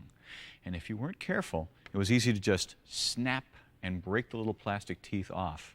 So if you find yourself having to remove one of these, you're going to find a little plastic triangle here and a little plastic triangle here. Get in there with your small screwdriver or maybe with your hemostats and pull them apart and then allow the SIM to come right out. This is the equivalent of 9 old chips or 9 bits of memory. They come in different sizes. Now that was a bit of a pain in the neck. It was a bit of a pain in the neck because on a 386 or 486 system, you had to add 4 of those SIMs, single inline memory modules. Well, the idea was that this was just altogether too much work. And so instead, we kind of got SIM Plus. And this original SIM was sometimes known as a 30-pin SIM. It was soon replaced by this bigger SIM called a 72-pin SIM. The 72-pin SIM does the job of 36 or of 32, depending on which one you buy, of these little DRAM chips. The value of that was that just one of these placed into your 386 or 486 system can do the job, can upgrade your memory for you. Again, it's just a variation on the SIM. However, soon after this became popular, an even faster version of the SIM came out called an EDO RAM for extended data out. It's a process whereby you basically make it in regular old DRAMs, regular old chips, except they're a little smarter about fetching data, and so they're a bit faster. So we saw for a while there that there were motherboards that had a socket, and there's no difference between an EDO socket and a 72-pin SIM socket. And the motherboards would take EDO if you had it, would take the regular 72-pin SIMs if you had it, but the EDOs would run faster. Anyway, so first there was RAM chips, then there was 32-bit SIMs, then we got the 30-pin SIMs, followed by the 72-pin SIMs, which came in 2 varieties, regular old SIMs and EDO, and most recently, we have SDRAMs. Now let's talk about SDRAMs. There's a few things to know about these SDRAMs. SDRAMs were built in a time when CPU speeds didn't vary that much. If you read in the book, you can find out more about this, but the short version is there's no such thing as a 400 megahertz CPU. In actual fact, there are really only 2 speeds in the world nowadays, a 66 megahertz speed and a 100 megahertz speed. Many of the CPUs that you think are 300 megahertz or 333 are only 300 or 333 internally. Externally, they talk to their motherboards and to their memory at 66 megahertz. The slowest chip that actually runs faster than 66 megahertz is a so-called 350 megahertz CPU. The 350 megahertz Pentium 2 was the first of Intel's chips to have an external speed better than 66 megahertz. Its external speed, or front side bus, is 100 megahertz. Now, why do you care? What does that have to do with memory? Well, if you name almost any chip you're likely to have, 66, 100, 133, 200 megahertz, 266, 233, all these CPU speeds are internal CPU speeds. The external CPU speeds are really just 66 megahertz, which means that they can all use the same kind of memory. The original SDRAMs came out as 66 megahertz SDRAMs because they were serving CPUs that talked 66 megahertz to the outside world. However, when the Pentium 350 and the faster chips, and by the way, the 350, the 400, the 450, and the 500 are all 100 megahertz front-side buses. The 366, however, sounds like it ought to be a 100 megahertz front-side bus, but it's not. The 366 is a 66 megahertz front-side bus. In any case, if you have a 100 megahertz front-side system, you need an SDRAM that's fast enough to keep up with that 100 megahertz front-side bus. And they're called PC100 SDRAMs. How do you tell by looking at them? Unfortunately, many times you can't. In this particular case, they put a label on this one, but in my experience, they all look the same. So when you're purchasing them, be absolutely sure that you're purchasing a system with a 100 megahertz external bus, a 100 megahertz front side bus, PC100 chip. What if you don't need that? What if you've got a system that's maybe 300 megahertz, only needs a 66 megahertz front side bus? Can you put in a faster memory chip? Can I put a PC100 SDRAM in where I only need a PC66? Well, the answer is you certainly can do that, but you won't get any speed out of it. Speed of a chip refers to its maximum possible speed, not some sort of internal speed it must run at. So you can spend the money on a 100 megahertz chip and put it in a 66 megahertz socket. You'll just have a very expensive 66 megahertz memory at that point. So make sure you have 100 megahertz if indeed you need 100 megahertz. Another thing to look at is something called registered SDRAM. In their never-ending struggle to make memory faster, memory developers have now come up with a relatively new kind of SDRAM, a modification, and once again, they don't look any different, called registered SDRAM. Registered SDRAM will be just a little bit faster, but just as in the case with Edo, if you've got a motherboard that uses registered SDRAM, then you'll get the speed out of it. But if you buy a registered SDRAM and put it into a motherboard that can't use registered SDRAM, all you did was spend too much money for your SDRAM. So we have to be concerned with the speed. You may have to be concerned with whether it's registered or not. But there's a third item that I think is extremely important, and it's a top priority for me. You see, back in the old days, mini-computer and mainframe systems changed the world because they not only had memory systems, but they had ECC, error-correcting memory systems. These are memory systems that if you get a power surge or a cosmic ray or just some bad luck, it will scramble some data in your memory. And I'll bet you've seen that too. Have you ever worked with a computer that's worked lots and lots? I mean, just been working forever, never given you trouble before, and all of a sudden, for no reason, locks up. Many times, the thing that causes that is some memory glitch. What causes memory glitches could be power surge, could actually be cosmic radiation. Believe it or not, memory chips themselves are mildly radioactive, very, very mildly radioactive. And about once every 3 to 6 months, memory chips emit a radioactive particle. And if you get unlucky and that radioactive particle hits the memory itself, it randomizes it and corrupts the memory. That's extremely bad news, right? So it'd be really nice if we could not only detect an error in memory, but correct it as well. This ECC memory, as I said to you, used to be a very expensive feature. But now, and here's the amazing thing, now you can get it for free. I don't know why manufacturers don't exploit this, but there are two kinds of SDRAMs. I know I've told you about PC100 versus PC66. I've told you about registered and non-registered, but now I want to tell you about something else as well. You see, these SDRAMs normally contain 64 bits of memory. You can, however, buy a slightly more expensive version that has 72 bits of memory.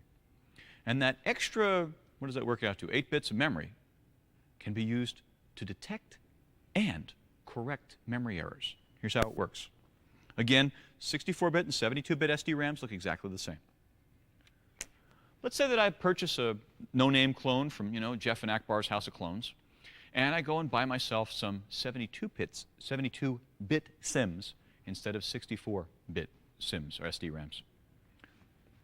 I pop the 72-bit SDRAMs onto the motherboard of my system. I turn it on.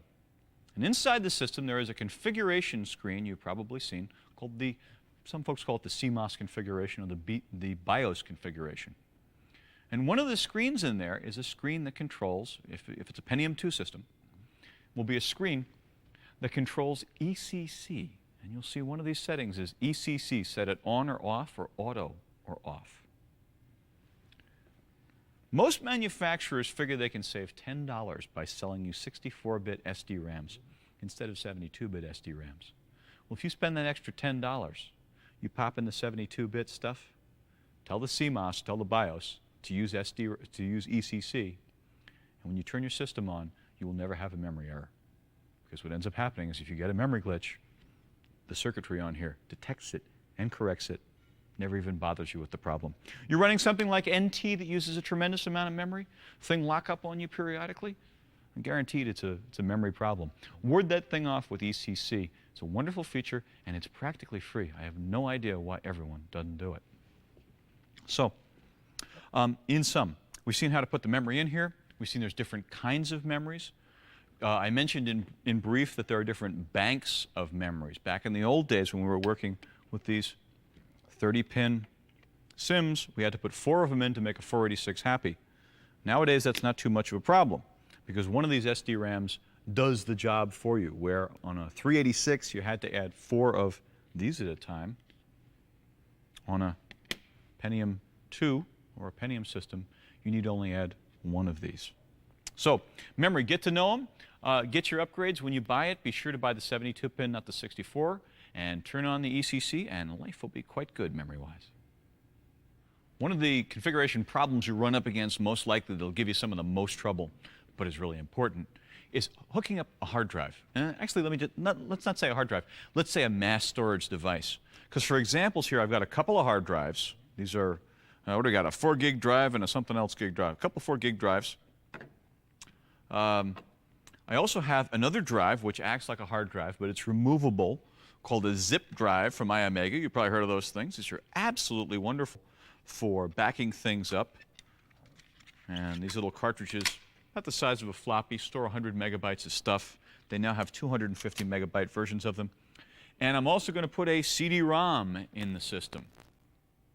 And what's this all about?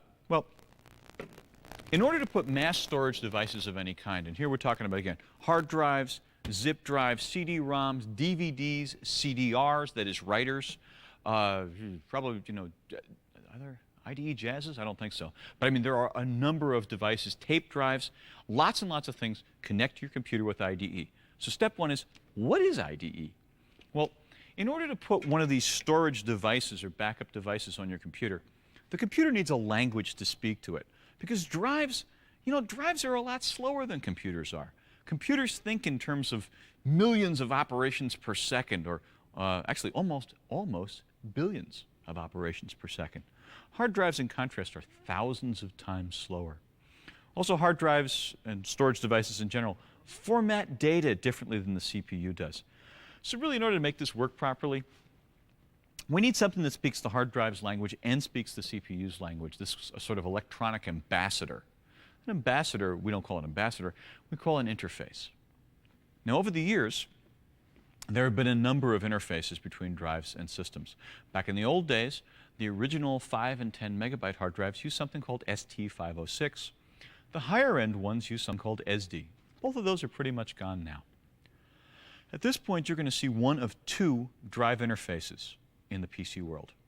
First, the most common one, and cheapest because it's free. I mean, you will find 2 of these interfaces on virtually every motherboard, is IDE. The other one is called SCSI, and we'll leave SCSI for another time. But what I want you to understand is how IDE works. Now, as I've pointed out to you a couple of times already, there are a couple of IDE channels, IDE connections, on this motherboard. And we got 2 of them right there, and those are 40-pin connections right there. You'll have cables that will run from that interface to your drives. Now, you remember I cheated and I wrote front and back on them. And notice, by the way, that there's a difference between these 2 cables. This cable has a connection that goes on the motherboard, and then it has 2 connections here. Why? Because IDE can support up to 2 devices.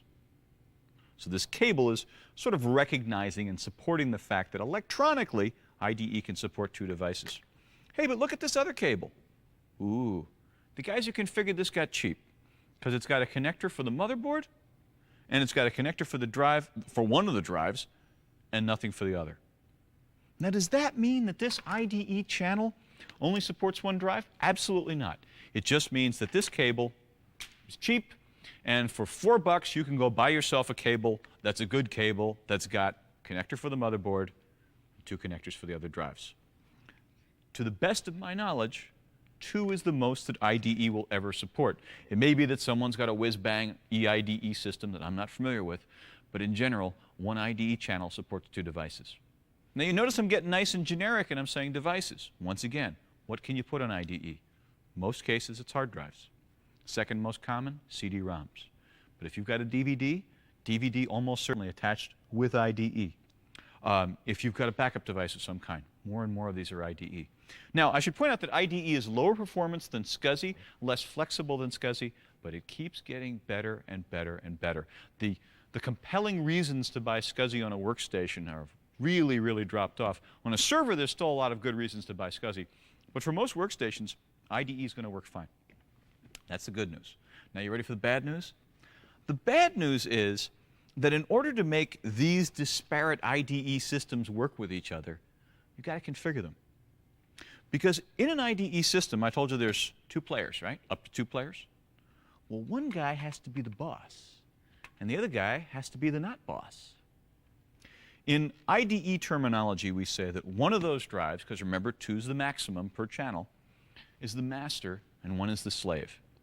So your job here is, and the hardest part I find in general about putting any IDE drive in place, is figuring out how to make one system the master and make one system the slave. So let's see how that's done.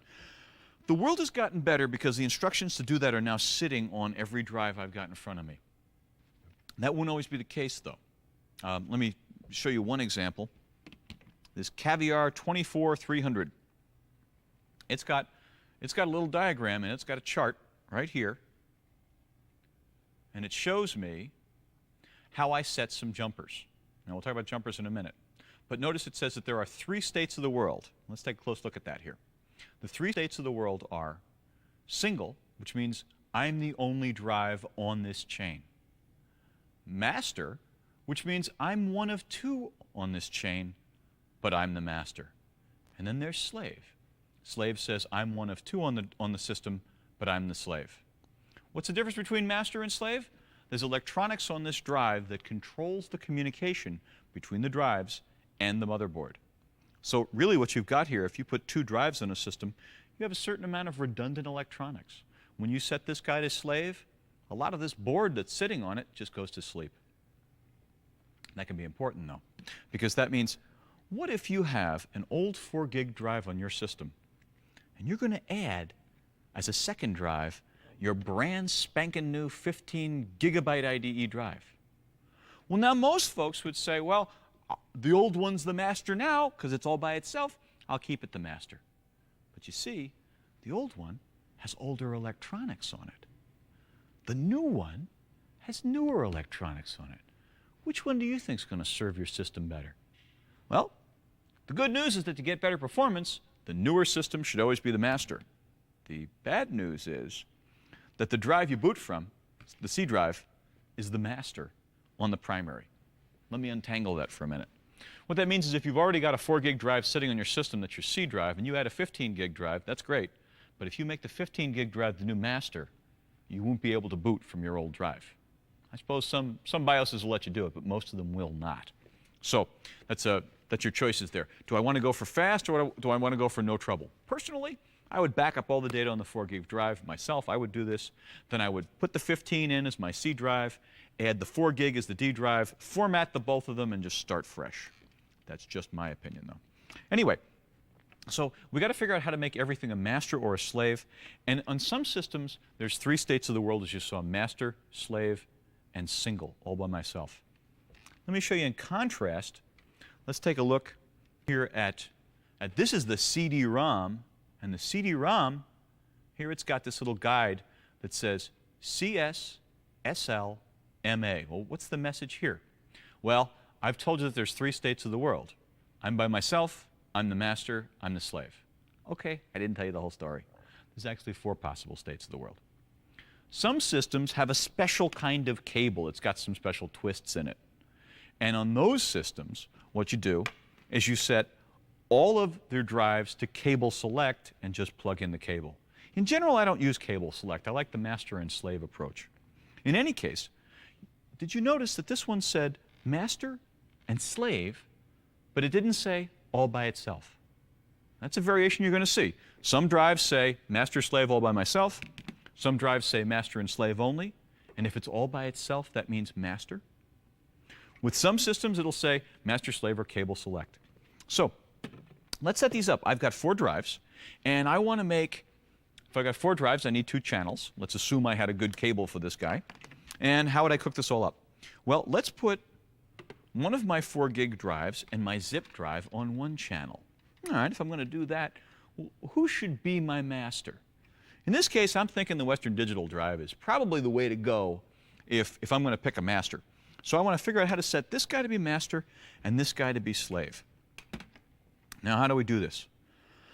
Well, if we look on the label on this drive, and once again, you know, no 2 sets of drives are the same. Where's our jumper settings? Sorry. Took you to the wrong place there, Mr. Camera Guy. Come on back up here. Again, there's our settings. Single, master, and slave. What they're showing us is that if you're a drive all by yourself, no jumpers are needed. If you are a master, then you stick 1 jumper across the middle. And if you're a slave, you put 1 jumper across, kind of offset by 1. And where do these jumpers go? Well, we look around back, and here on the back of the drive, there's a number of connectors. That's my power connection. That should look familiar.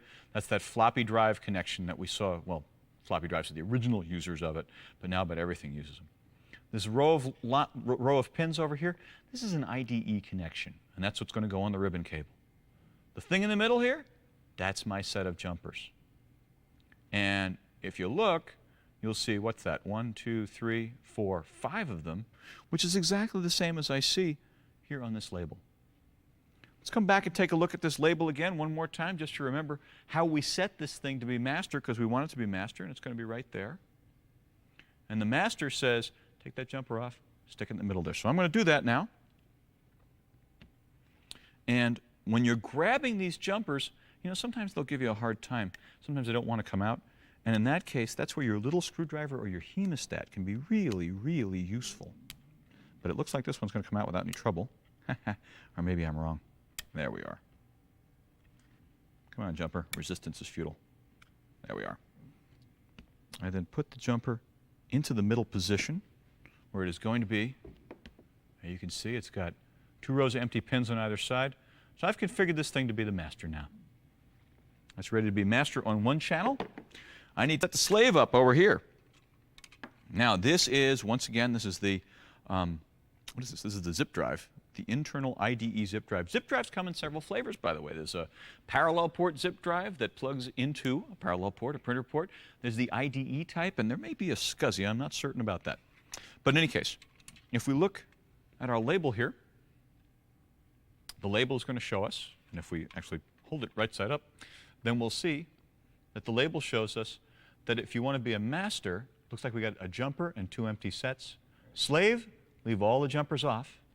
Or cable select, put 1 jumper on the extreme end there. Now, since this is a slave, that means we can leave all the jumpers off, but let's make sure that we can find out where those jumpers go. Looking around back again. Power connector over here. Set of jumpers. IDE connection. They're not always going to work this way. You're sometimes going to find that the jumpers have been hidden away somewhere else. But these guys are now set. They're ready to go. Let's cable up that channel.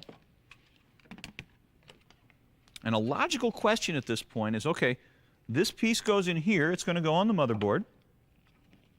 You notice I've kept the motherboard outside of the system. I wanted this to be easy for you to see. You know, in the real world, you're not actually going to do this. The motherboard will be nicely screwed into the system before you do this. Well, now I've got this cable connection, and I can plug this cable connection in, plug this drive in here or here. Well, which connector do I put it on? The answer is, it doesn't matter. That's the beauty of IDE. If you're using cable select and you have a special cable select cable, then it does matter what connector you plug it into.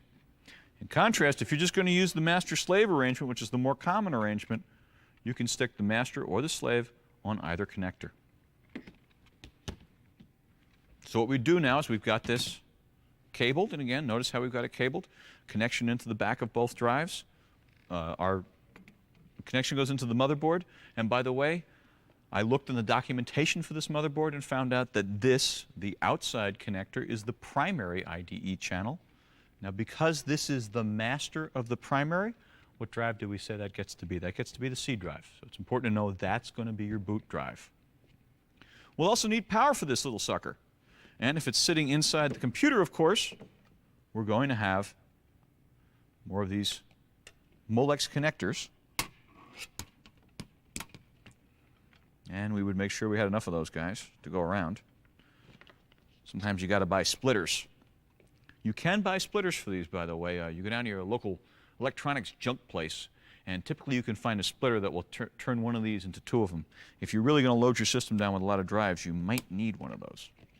Okay, so I've got power on both of these guys. I've got them configured properly. I've got them plugged into the motherboard. And at this point, I would now turn the system on and start my configuration process of telling my BIOS, telling my CMOS, however, whatever you call it, that I've got these two drives. But we're not finished yet, because that's only one channel. I want to go set up another channel as well. Let's see what else we got to do here. Now, this first drive, now again, I've got a hard drive and I've got a CD-ROM. Which one do you think I want to use as the master? Well, the one I want to use as the master probably is the hard drive. Typically, it's got the better electronics on it.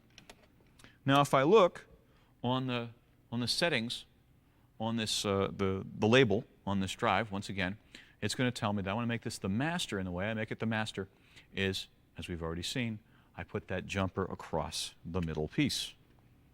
Put the jumper across the middle piece, which is the same thing that I did before, since this happens to be the same kind of drive. And so, once again, we struggle with the jumper for a minute. Pop it in place. Always be careful when you're putting these jumpers into. If you're not careful, it is possible to bend these little pins all awry, and then things get difficult. And at that point, there's my connector. And you can see it's sitting upright across the 5 of them. Now I want to finally configure. Isn't this fun? This is the reason I hate installing IDE, is that no two devices, no two manufacturers define this master-slave stuff the same way. In any case, getting back to the CD-ROM, if you remember, that CD-ROM had a somewhat less than clear label, but let's see if we can't take a look at it again. It said, what is CSM SLA? What's the point there? CSM means cable select goes down below these lines. SL means slave below these lines. MA means master below these lines. So what this is saying here is what they've done is they have labeled it in a different way. And they've said that if you put the jumper below this point, you're going to end up with a master, but I don't want it to be a master. I want it to be a slave for my hard drive. And so this is where I cheat and get my long nose out.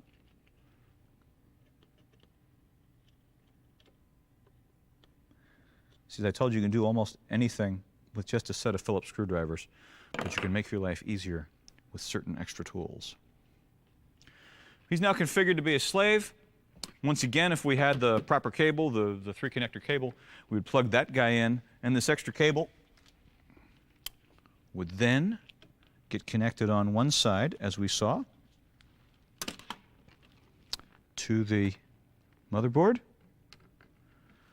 The other side would go to these 2 drives. We would mount those drives in the drive cradle that you saw before, or bolted to the side of the case, however the case is designed. Turn the system on, and at that point, all these drives ought to be ready to go. So, to review. 2 IDE channels on most motherboards. Each channel supports 2 devices. One device has to be a master, one has to be a slave. You choose master and slave either with jumpers, or set them both to cable select and use a special kind of cable. In some case, if you are on a channel by yourself, if you have a hard drive that's on a channel all by itself, it may be that you don't set it to master and you don't set it to slave. You set it to a 3rd state, single. So once you get those hooked up, and don't forget the power. I know that for myself, I get so mixed up with worrying about all those jumpers that sometimes I forget to put my power connector on. I'll turn my computer on and, golly, this new drive is dead, until I realize that it's not going zzz, zzz, zzz. Just plug the power in, turn it on, everything will be fine.